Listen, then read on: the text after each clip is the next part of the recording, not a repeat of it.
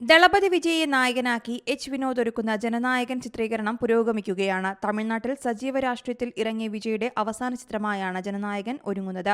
ഇപ്പോഴത്തെ ചിത്രത്തിന്റെ overseas വിതരണാവകാശം record തുകയ്ക്ക് സ്വന്തമാക്കിയിരിക്കുകയാണ് ഫാഴ്സ് ഫിലിംസ്. 75 കോടി രൂപയ്ക്കാണ് സിനിമയുടെ അവകാശം ഫാഴ്സ് ഫിലിംസ് സ്വന്തമാക്കിയതെന്നാണ് റിപ്പോർട്ട്.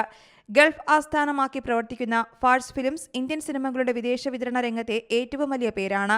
വിജയുടെ അവസാന ചിത്രമെന്ന നിലയിൽ അദ്ദേഹത്തിന്റെ കരിയറിലെ തന്നെ ഏറ്റവും വലിയ ഓവർസീസ് റിലീസാണ് മാർക്കറ്റ് ലീഡറായ ഫാഴ്സ് പ്ലാൻ ചെയ്യുന്നതെന്നാണ് സൂചന. ചിത്രത്തിന്റെ ടൈറ്റിലും ഫസ്റ്റ് ലുക്ക് പോസ്റ്ററും കഴിഞ്ഞ റിപ്പബ്ലിക് ഡേ പ്രമാണിച്ച് പുറത്തുവിട്ടിരുന്നു. ഈ വർഷം ദീപാവലിക്കോ അല്ലെങ്കിൽ 2026 ജനുവരിയിൽ പൊങ്കൽ റിലീസായോ ആകും ചിത്രം റിലീസാവുക എന്നാണ് റിപ്പോർട്ടുകൾ.